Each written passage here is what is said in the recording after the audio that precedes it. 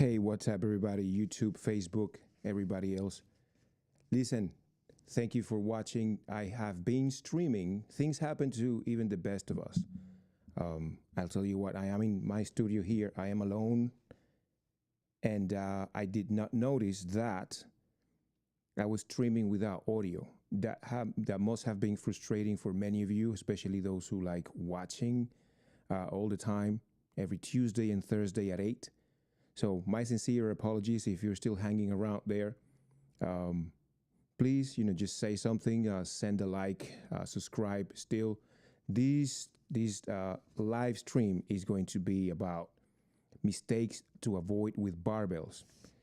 Those are, let's go over those, which are misloading the barbells, and we'll talk about how to load the barbells and what to look for and what to avoid. Also, dropping barbells unnecessarily. Those are the first two.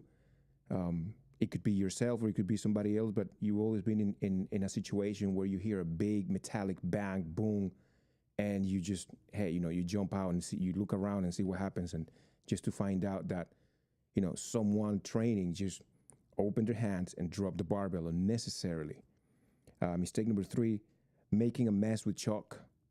That's self-evident. And also a follow-up to that, which is leaving the barbell super, super messy.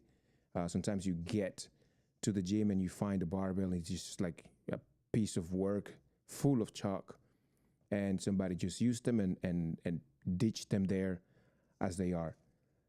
And ultimately, mistake number 5, I'm just gonna save it up for a little bit later so that you can have a little bit of a mystery to the live stream. So with that, guys, if you find this information useful, subscribe, like, and share this information so that people like you can find this information. So mistake number 1, misloading the barbell. At some point, you or a friend may have unracked the barbell, and guess what? You have more weight on one side than the other, or you have the wrong plates. That's super annoying. That's super dangerous, and is not efficient. So let's look at how to avoid that. Number 1, you want to get familiar with the barbell. Definitely want to get familiar with the barbell. You want to know how much it weighs and how much that barbell, as far as weight, supports. There are certain barbells that are not designed for very, very heavy weights, and you have to pay attention to these things. Typically at the edge, at the very edge, at the extremes of each barbell, there might be ledgers and instructions as to how much you can load each side, and you got to pay attention to that. One other thing is, once you find out how much a barbell, just the barbell alone, how much the barbell weighs, you have to make a note of that. Sometimes in your training program, in your log, if you're just beginning as far as how to make a little bit of math with the numbers, write down the weight of the barbell, then take out a calculator or do some math in your mind, in your brain, and this is the formula: total weight minus the weight of the bar divided by 2. Let's break that down. If you take 105 pounds, you take 105 pounds. This is what you want to do. You subtract the weight of the barbell, which are going to be exactly 60 pounds. And then you say, okay, so how much do I need on each side to get to 105? And that's going to be 30 pounds on each side so that you get 60.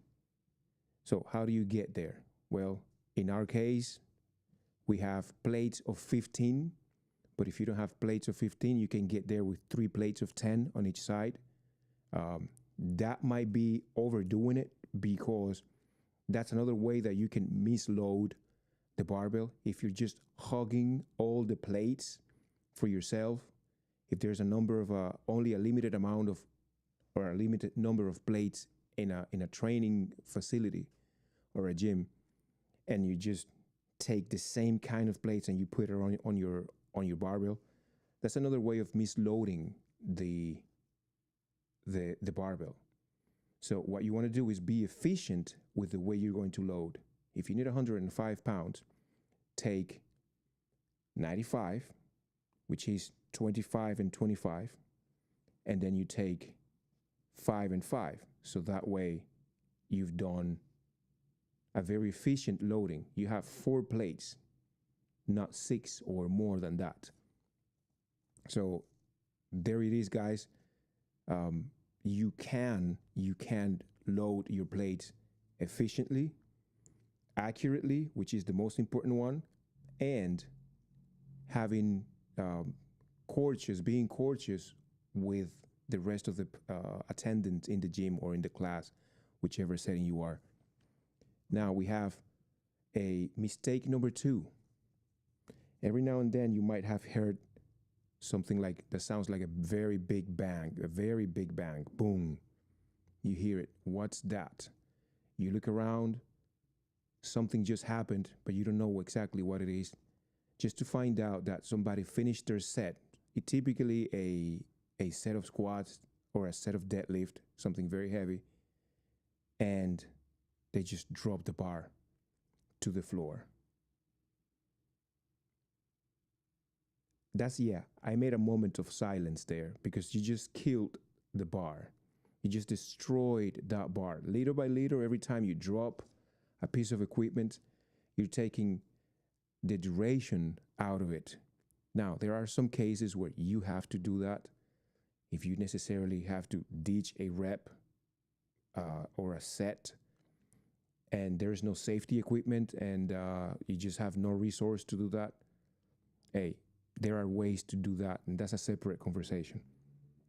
But just dropping the bar because you don't care to, pay attention to the fundamentals, that's not a way to go.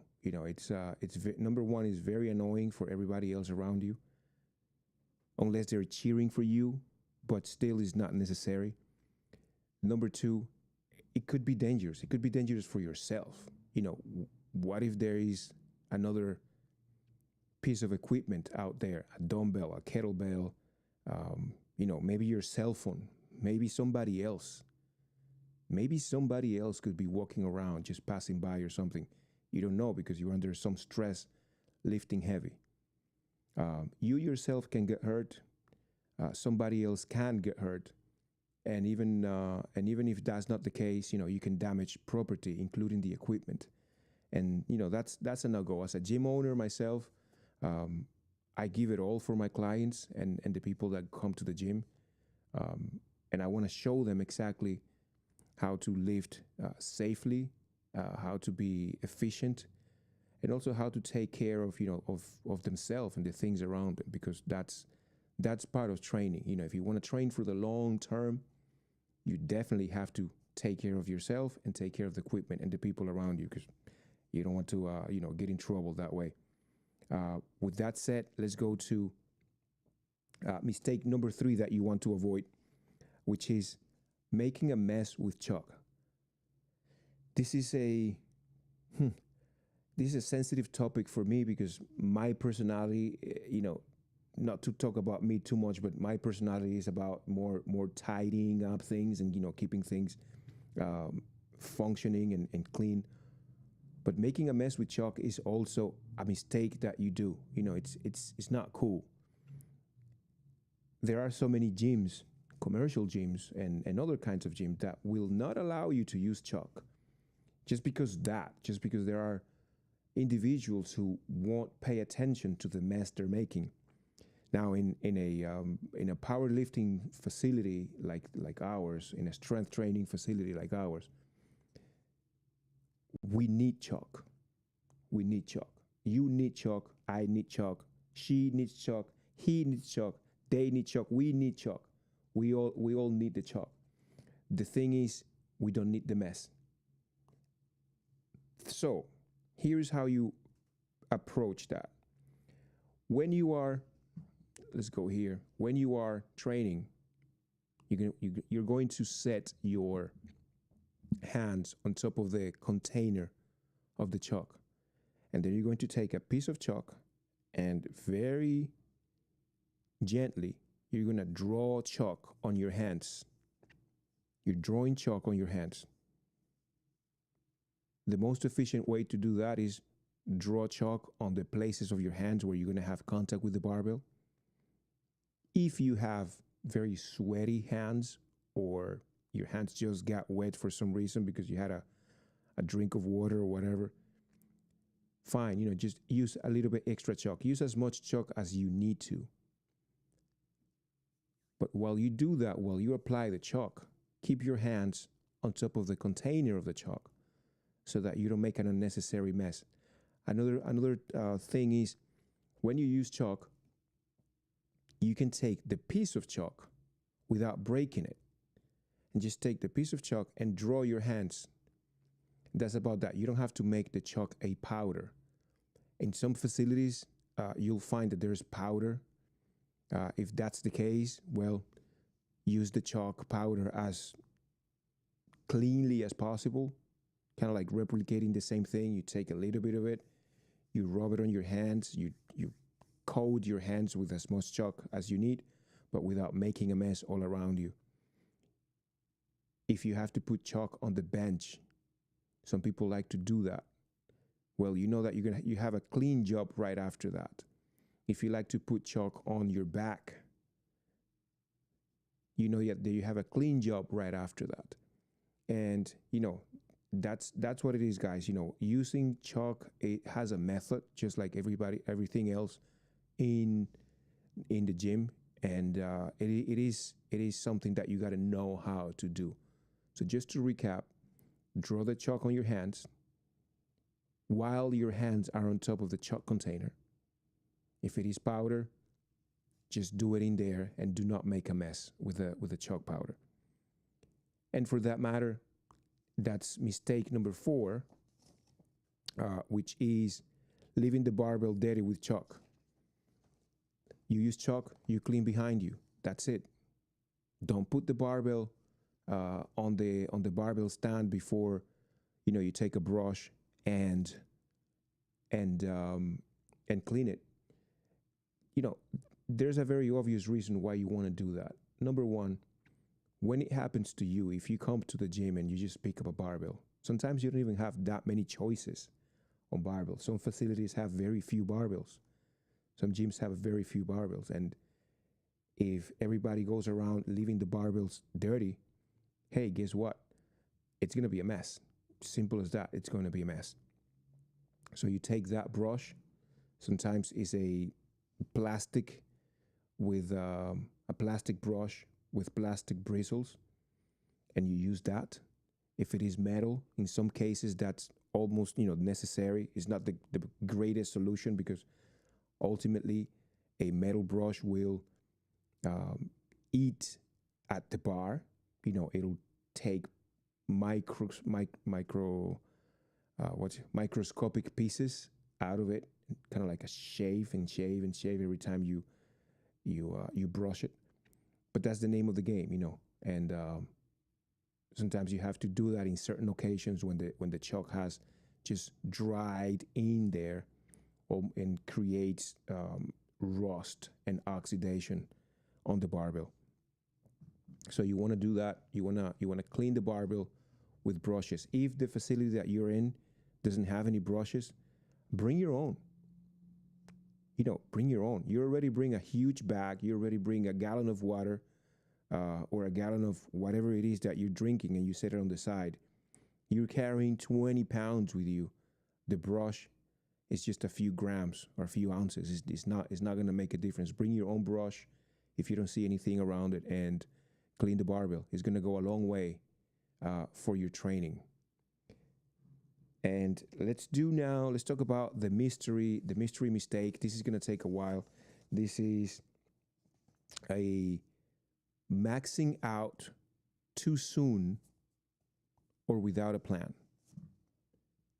Maxing out too soon or without a plan. That's mistake number 5. That's a big no-no in Miami Strength Club. That's a big no-no. Uh, definitely, definitely, you do not want to be a just get to the gym, decide that you want to max out that day, unless you've been prepping for it, in which case you have a plan. But if you just happen to get to the gym one day and you go like, oh, you know what? Uh, Let me see how strong I am today.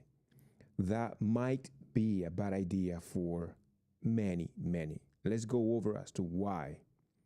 And if you've been liking this information, hit like, subscribe.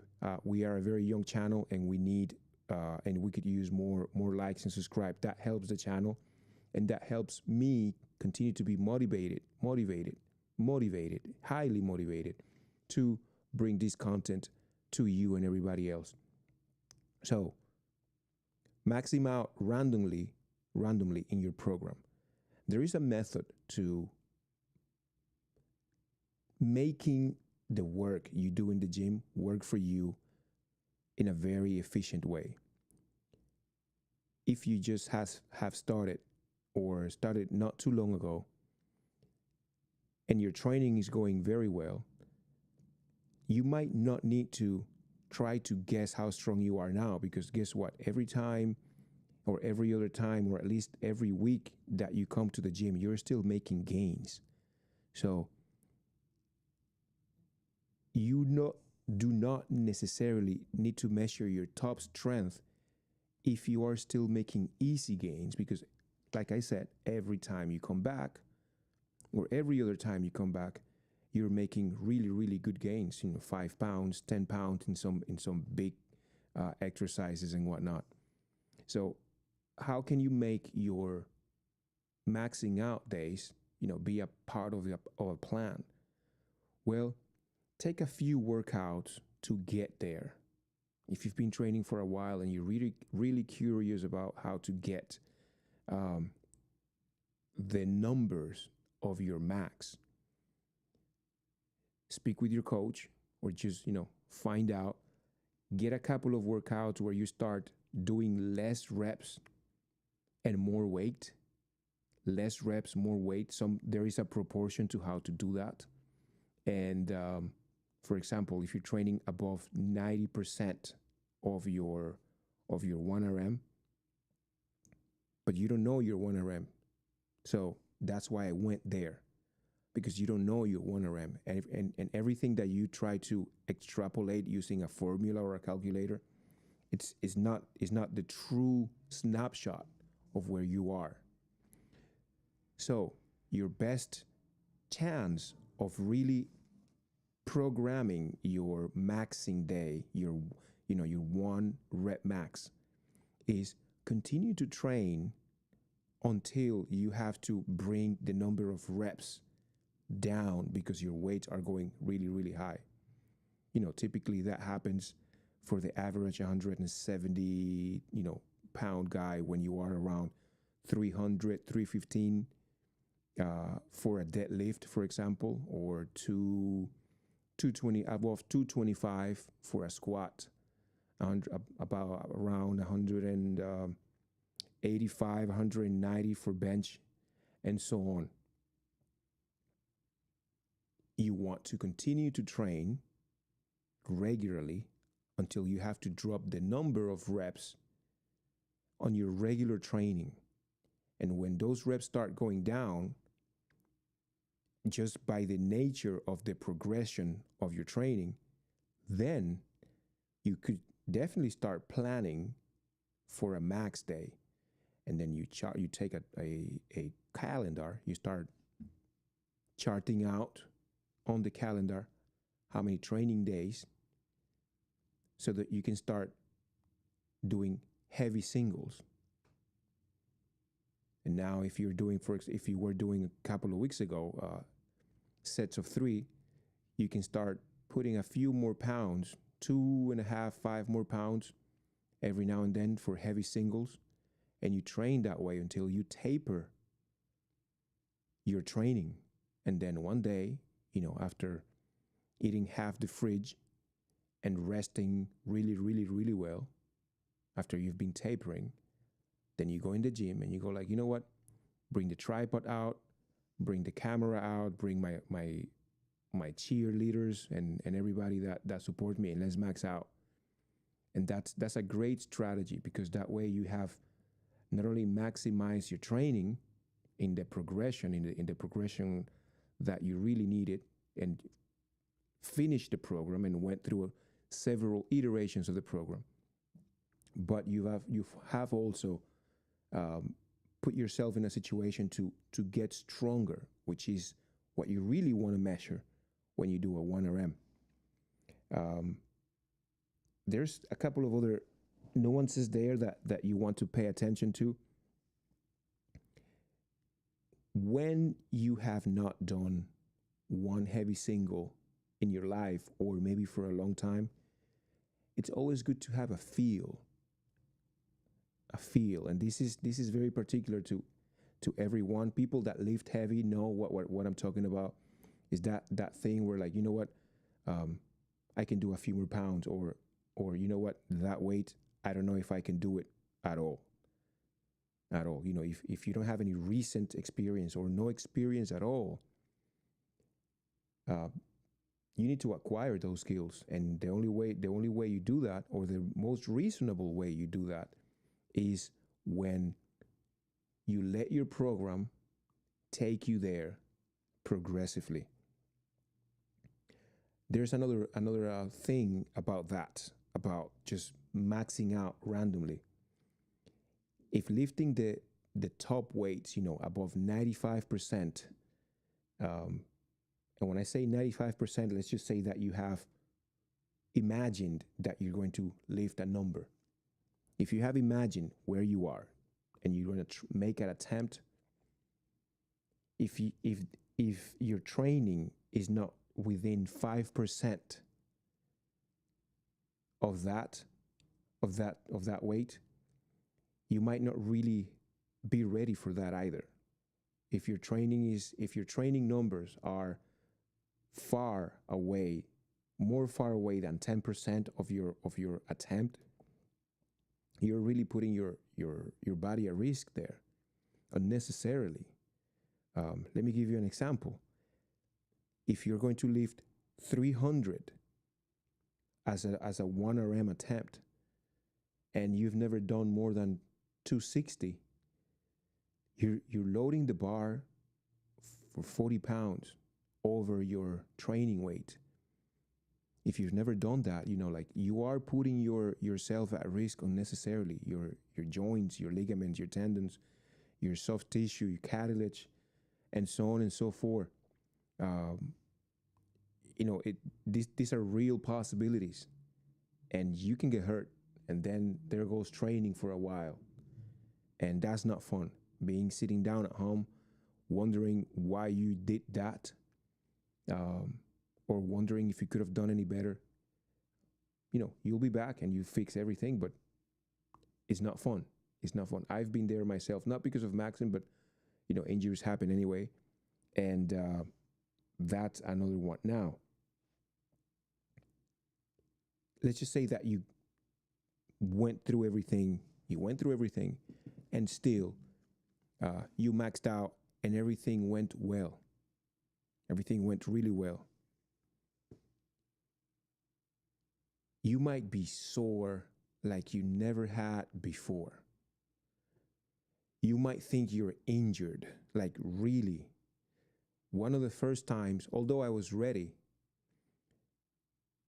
that I maxed out on deadlift. I remember the first time I hit 465 for the deadlift. I had been training. I had done the tapered. I had done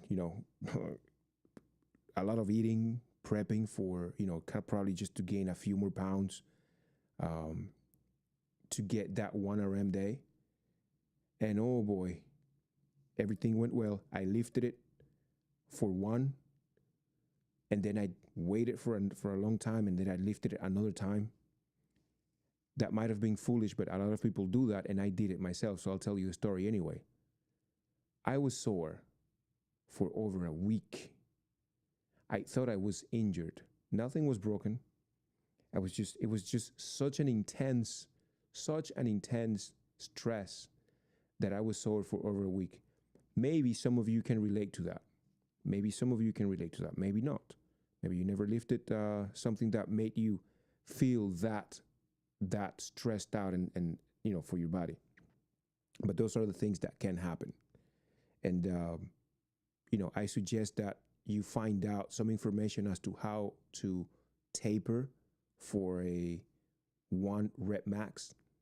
It's not something that you should approach lightly. That is my recommendation. That's my opinion. If you have another opinion, well, that's fine, and I respect it. If you have another opinion, actually leave it on the comments, or not. It's up to you. And guys, let's go over kind of like those things that we talked about.